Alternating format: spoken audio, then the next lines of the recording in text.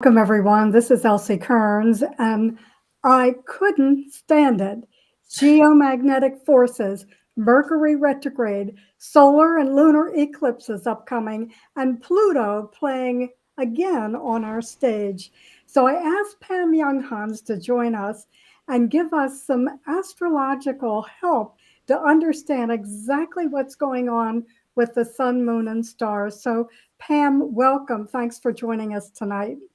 Thank you, Elsie. It's great to see you. Yeah. So I think the first thing I want to ask you about, since this just happened Wednesday night, is this hybrid, you termed it a hybrid solar eclipse. So can you talk more about that? Yeah, it does sound pretty spectacular. It happens once every decade or so, so it's not like it's a once in a lifetime type thing, but it's very unique in that different people, depending on where you are along the center of the eclipse line, so as the sun, well, the Earth rotates beneath the sun, the path of the eclipse, depending on where you are in that path, you'll either see it as an annular eclipse or which is one of those ring of fire Yeah. eclipses where you see the outline of the sun, um, or a total eclipse where it's completely gone, or a partial eclipse where it's kind of like a bite taken out of an apple. So it's unique in that because people will see it differently depending on where they're located. And it was only visible in a very small area anyway, I think Western Australia and the surrounding terrain. But I was thinking about what that might mean, and I think it's a very clear reminder of not judging others, because we all have our unique perspective. But it's like the old fable about the blind men who come up and touch the elephant, and one touches the trunk, one touches the side, one touches the tail, and they all have different versions of reality, and they're all correct, but they're very, very different. And so I think the hybrid eclipse is our reminder of that. And I think that's so important right now because we are at such a time, a pivotal time.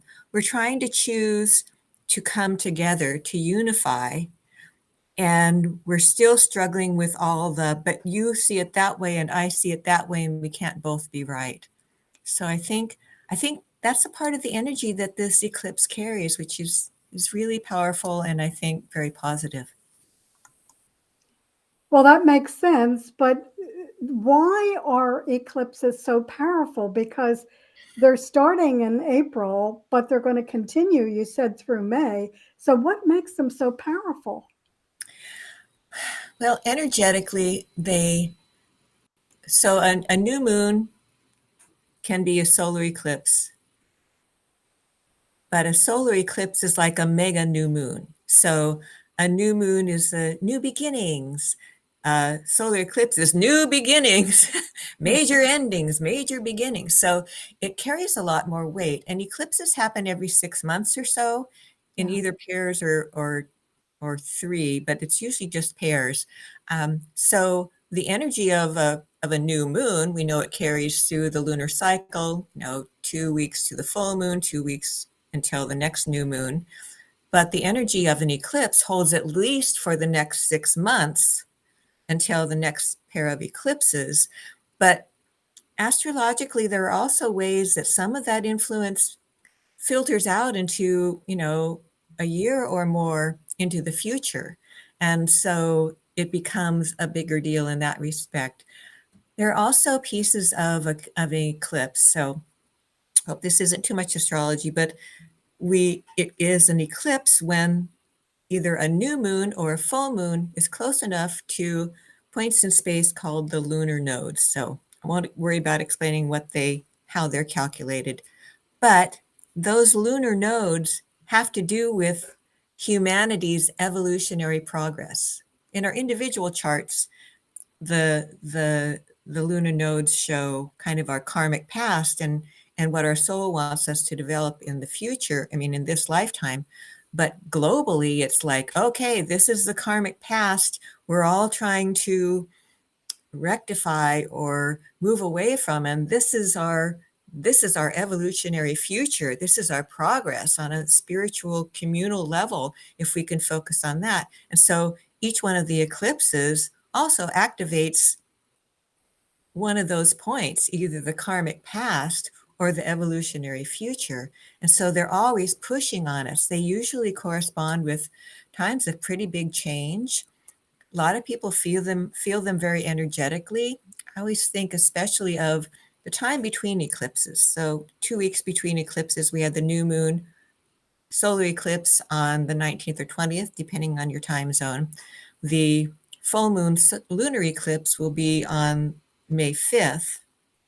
And these 2 weeks in between time, they always feel to me, I wrote this in my journal for today, almost as if we're in a different world, that like our feet aren't quite touching the ground. There's a very surreal quality. So we know that there's a lot of energetic shifts going on, and some of that manifests externally as well through events. But we can look at eclipse season, a time, maybe a week or so leading up to the first eclipse, and through the between the eclipses, and then a little bit of time after the second eclipse, to be a time of very powerful potential change, big endings, beginnings, and a lot of insights, depending on the other planets that are involved. This eclipse last Wednesday especially was involving Pluto. And Pluto is a very powerful energy. Pluto is the process of death and rebirth. He was the god of the underworld in mythology. And so he's always taking us through a deep transformation, a deep transmutation. So this eclipse especially has a lot of that type of energy wound into it as well. Well, I know that you have this upcoming webinar, and we'll have a chance to dive even deeper and understand this further. And you've titled this new webinar on May 4th, A Quickening. So what led to that title?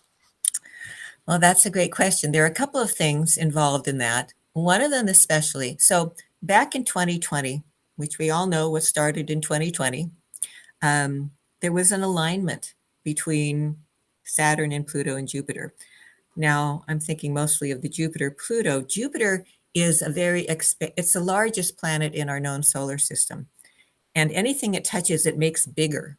So we know back in 2020, everything that happened was really big. The lockdowns, the controls, the changes, the fear, the structures that were put into place, everything was magnified. And that was a lot of Jupiter's doing, Jupiter being in that mix of the planetary activity. Now, what's coming up just in May to begin our next period of time after this eclipse set, Jupiter and Pluto are going to be in their first hard aspect since they aligned back in 2020.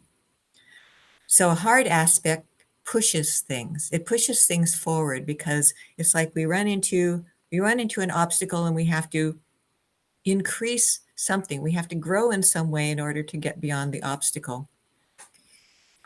So Jupiter being the great magnifier, it's going to magnify something to increase our capacity to go through that Plutonian kind of death rebirth process. Does that make sense? Yes, yes. Now, people attending the webinar, which by the way will be on Zoom, recorded for replay, you'll get the video replay and audio and Pam's PowerPoint slideshow and calendars. But what can they expect to learn? I mean, people are concerned, like, do they need to know what astrology is or how it works? Great question. Thank you. Well, I do my best to put things in English. I use the terminology. I'll talk about Jupiter and I'll talk about Pluto, but I'll explain what they mean.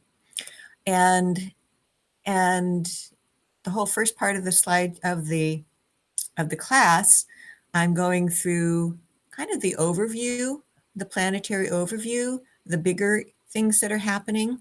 And there are slides that go along with each of these, and I put it in very plain language. So that should be helpful for folks. The second half of the class, everybody gets calendars. So I create these calendars to go, we'll have May, June, July, and August calendars.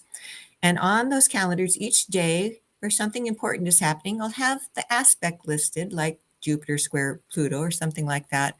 But what we're going to do is walk through those calendars, talk about the most important influences, and I'll explain what they mean. So you don't have to know what Jupiter square Pluto means. I'll be there to explain things.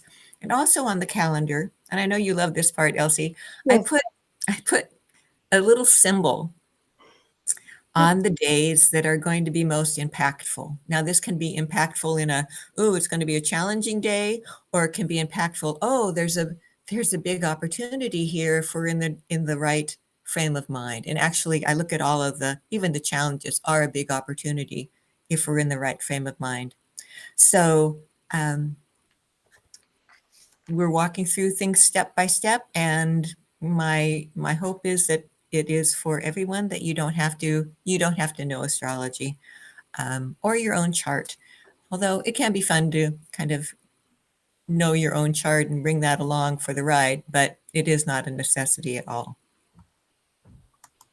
Well, I always keep my calendars close by, so I know I call them those squirrely days, those days that, like, we really have to be careful, as you said, or we're just aware of the fact that they could be emotional or upheaval or what have you. So we are, yeah, And I just wanted to say too that everybody gets their calendars before yeah, the class, and we do that specifically so that you can print them out and you can write on them. So you can be taking notes day by day. So you've got the notes right there on the calendar to look at later. So sorry to interrupt. yes. And for those that have registered, we just sent out the calendars. Anybody that has signed up tonight, I'll be sending out another email this week, Monday, Tuesday, and they'll have the calendars again to print out and look through, again, May through August, those 4 months. So we are going to cover May through August on Thursday, May the 4th, beginning at 7 p.m. Eastern Time. And on the registration, all the times are listed. Also, we are using a new ticket provider, Humana Ticket. We thought we would try them because they are supporting disadvantaged children. So I'm going to put the link below. The cost is $27. And again, as Pam said, you're going to have the PowerPoint slideshow, all of the audio, video to follow up with, and of course, your calendars. So, Pam, what else would you like us to know about this event?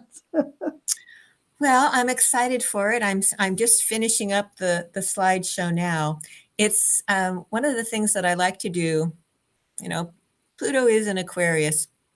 Pluto takes a long time to go through the zodiac. So it's the last time it was in Aquarius was from 1778 to 1798, somewhere in there. So what I like to do is draw parallels, and I did this in the last class, between that conjunction, that alignment between Jupiter and Pluto back then, and the alignment that we're experiencing this in 2020. But for this next class, I found correspondences between the time in the 1700s when Jupiter was in Taurus and Pluto was in Aquarius, and they were in this square aspect, this hard aspect. And it's really fascinating to see some of the parallels to consider as, oh, well, this is how it manifested last time.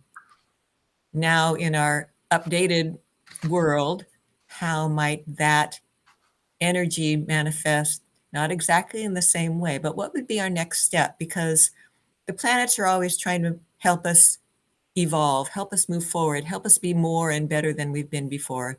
And certainly we are in a very different place than we were in the late 1700s. And so it's intriguing to see how those planetary energies manifested back then. It helps us look forward and say, what are the opportunities? What are the possibilities? And it helps us be prepared too. So I'm looking forward to sharing that with you.